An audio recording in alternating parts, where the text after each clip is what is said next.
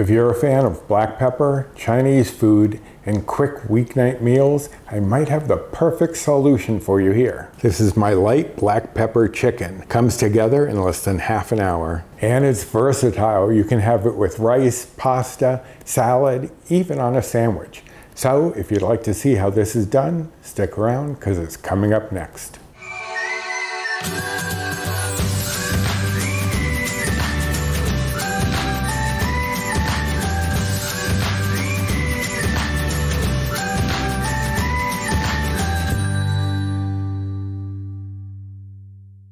Hello and welcome to my kitchen. My name is Roy. I'm a home cook and amateur baker, and I'm here on this channel sharing recipes that have helped me to lose over 125 pounds, whether those recipes are mine or someone else's.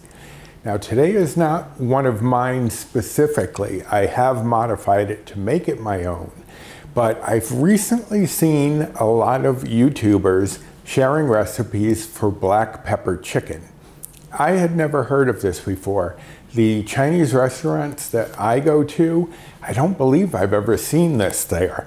But apparently in some, this is on the menu, just not around here apparently. But I modified the recipes I found to make it lower in bites, points, and calories, and hopefully macros as well. As I've mentioned before, I give you the macros, but I don't really know what are good or bad for macros because I don't personally follow them. But I do give them so that you are aware of what those macros are if you need that information. Now I really enjoyed this, but you do have to like black pepper in order for this to work, because you could probably substitute white pepper, which is a bit milder, but the point of the black pepper chicken, I'm assuming, is to get some of that heat from the black pepper. And we'll also be adding a little bit more heat to round out the flavor a little bit, but I'll go over that in a moment. First, let's go over the ingredients. Here I have my cooking spray. One of the things I did, obviously, was to eliminate a lot of the oil that I found in a lot of the other recipes. We are going to be using some, but I didn't want to use too much. Here I have 1 pound of chicken breast that I've cut up. I trim everything off of my chicken breast and then weigh it, because when I weighed this, it was 2 breasts, it came to 1.6 pounds. After I trimmed everything off, it came to just slightly over 1 pound. So if I had measured it as 1 pound with all of that before trimming, I would be dealing with a lot less chicken than I want and not getting the accurate serving size. Also, these are cut into bite-sized pieces. What I do is I usually cut through the length of the breast to cut it in half into 2 cutlets basically. Then I cut it in half and then make little slices so that they're not short, they're kind of long. But if you want to do it another way, cut them however you want. You just want them in bite-sized pieces. Here I have 1/2 of a medium onion, and that has been thinly sliced. You want to slice it from the root to the top, because that way it's going to get more tender. If you cut it across the width of the onion, it tends to hold on to that structure a little bit more, which is great for like salads and things like that. But when you want it to soften up quite a bit and you want to slice, then you want to do it from the root to the top. Here I have 1/2 of a red pepper sliced thinly, again, just like the onion, but the peppers come out quite long, especially compared to the onion. So I usually slice them thinly, then slice them once across the width to cut them in half so they're about the same size as the onion slices. And you don't have to use a red pepper. That's what I happen to have on hand. You could use a green pepper. I suppose you could even use a yellow and an orange, although those tend to be a little milder in flavor, but use what you have on hand. You could swap it out for broccoli if you want, if you're not a fan of pepper. So feel free to play around with this and do it as you're going to enjoy it. Here I have 1/4 cup of soy sauce, and that is low sodium soy sauce. I try to keep the salt down when I can, and I prefer using low sodium. I could always add more salt or whatever later if I need to, but you can use whatever soy sauce you want. Here I have 2 tablespoons of water. It could be water, it could be chicken broth.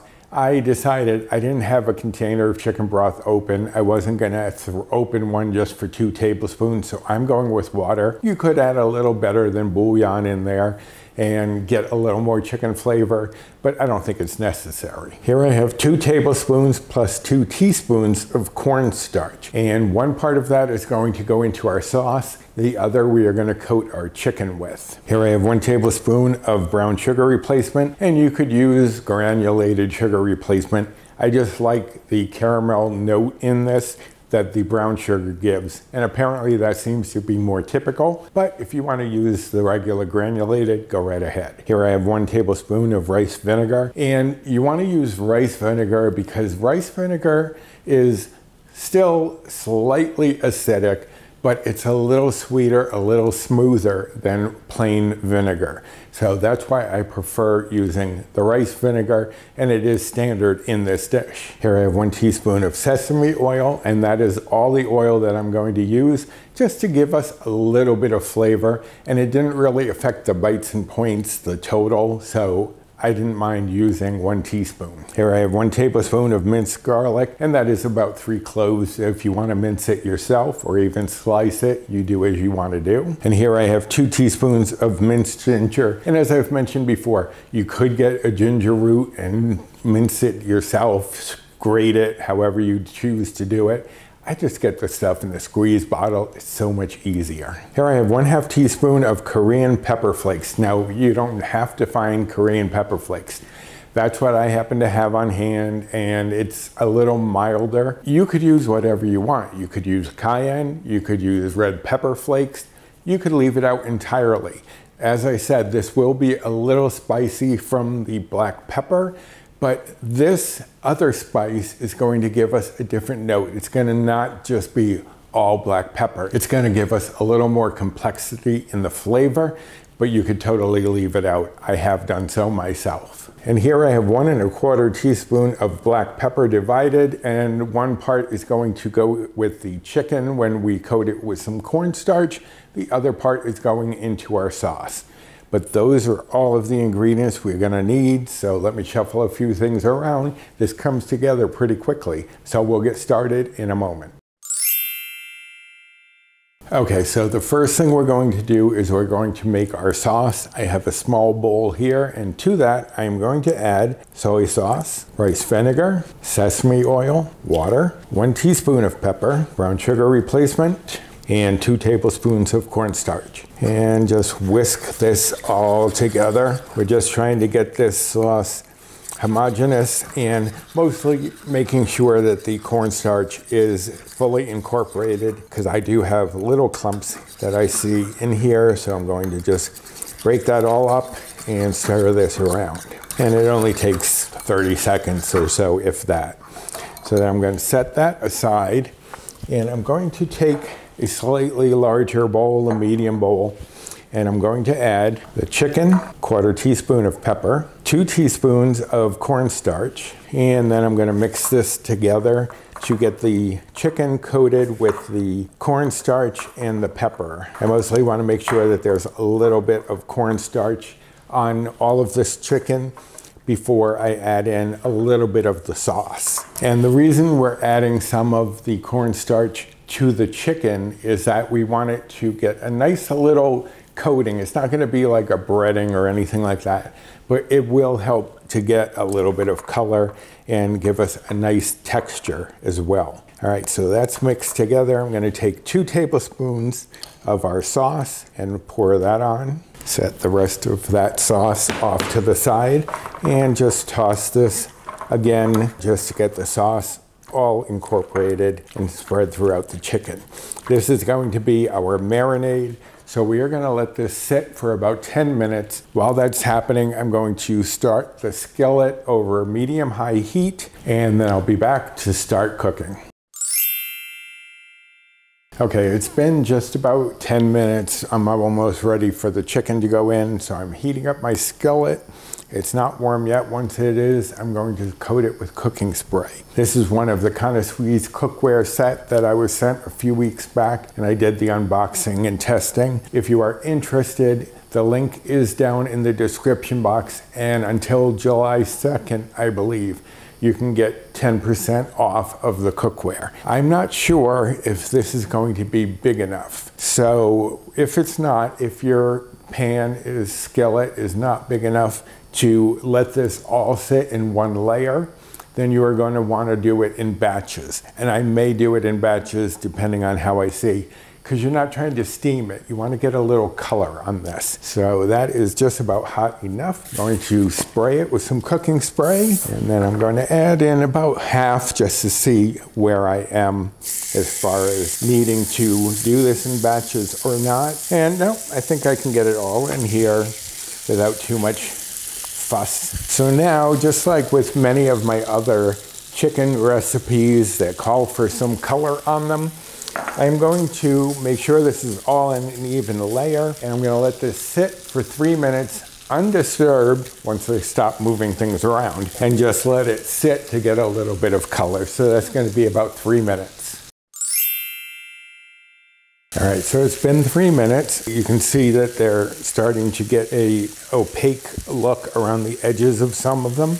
I'm now going to just flip these, and some of the chicken at the edges may not have gotten as brown as the interior chicken did. It's still got some color, but we are also going to be stirring this a little bit after. So we just want to flip it, make sure that the side that was up is now down, because now we're going to do the same exact thing, is just let this sit for 3 minutes. Once I get it all flipped over, and you can separate any of them if they are sticking together, as they may while they were cooking. They may have joined forces, and you just want to separate them a little bit. And so now I'm just going to let this sit for another 3 minutes.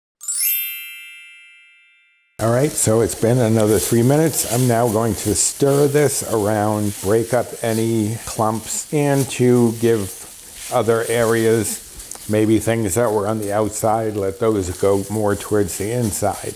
But that's all we want to do. Now I'm going to transfer this to a plate, and it's still going to cook a little bit because it's still hot. It's still going to cook a bit while it is over here on the plate waiting to go back in. But for now, we are going to spray our skillet again with some cooking spray. We're going to add in the onions and the peppers and spread that out. Now all of those brown bits at the bottom of the pan are hopefully going to release as these start to give off some of their moisture, and that is going to just help to boost the flavor. That brown on the bottom of the pan is called fond, and it is a great flavor enhancer. It gives a lot of depth of flavor. So it's going to basically be sharing the lovely caramelization from the chicken onto our veggies here. So now we'll cook these, stirring occasionally until they are softened but still slightly crisp, and that'll be about 3 to 4 minutes. Okay, so it's been a little over 3 minutes. You can see that the onions have softened and gotten a little color. The peppers are softened. So now what we're going to do is add in our garlic, ginger, and pepper flakes, or whatever kind of pepper, if you're even using any. And we're just going to stir this. We're going to get this fragrant. It only takes about 30 seconds for that to hit you in the nose. So now that that is done, we're going to turn the heat down to medium. I'm going to add in our sauce, and you want to make sure you scrape the bottom because that's where a lot of the cornstarch is going to be hiding out down at the bottom. Now we're just going to cook and stir this just to thicken up our sauce. It's only going to take a moment or two. You can see it's already starting to thicken. Now what we're going to do is add back in our chicken and any juices that may have accumulated on the plate. And we're going to stir that through, get that chicken all coated in our sauce. And we're gonna let this heat through for about 2 minutes or so, just to bring that chicken back up to temperature. Not that it's been out of the pan for too long, but you do wanna get all those flavors to meld together. And there you have it, that's it, done. That was quick and easy, perfect for a weeknight. I'm gonna turn off the heat. I'm going to cover it while I chat with you about other things such as the nutrition facts for this, but that is all there is to it. I'm going to actually slide this off the heat so it doesn't cook too much more. But that's it. Quick and easy, perfect for a weeknight meal. And you can serve it with some rice. You can serve it with cauliflower rice, with pasta. I like it on a salad. I like it either cold or warm. Either way is fine with me. And you have it on a salad with some like Asian ginger sesame dressing. Like Skinny Girl has a really good one that is extremely low in bites, points, and calories. But you can also serve it in a pita, do it like a sandwich. So this is versatile. You can prep this ahead, have this ready, 4 servings. That's what this will make. But you are wondering about those nutrition facts, I'm sure. Well, for 1 serving of this black pepper chicken, it's only going to be 1 Better Balance bite or Old Blue Point. I'm on the Healthy Better Balance plan equivalent to the old WW Blue plan, which is around where their current plan is. So just 1 bite, 1 point for all that deliciousness. And if you are following calories, the calories for 1 serving would be 274. And if you are following macros, the fat is 7.6 grams. Saturated fat is 1.6 grams. Protein is 18.9 grams. Carbs are 36.6 grams. Fiber is 2 grams, and sugars are 1 gram for 1/4 of this delicious recipe. But I hope you're going to give this a try. If you like black pepper, this is a must. It is so good, a little bit of that heat, and it's delicious. Now the recipe for this will be linked directly down in the description box. There's also a link to my blog itself if you're looking for any of my recipes. Speaking of looking for my recipes, there is a link to the cookbook down below, and that is a link to the US Amazon store. If you're in another country, you may not be able to use that link, so just search Recipes with Roy Cookbook, and if you can support the channel in that way, I would appreciate it. 2 other ways to support my channel is to visit my 2 stores. I have a Fourth Wall store and a Zazzle store.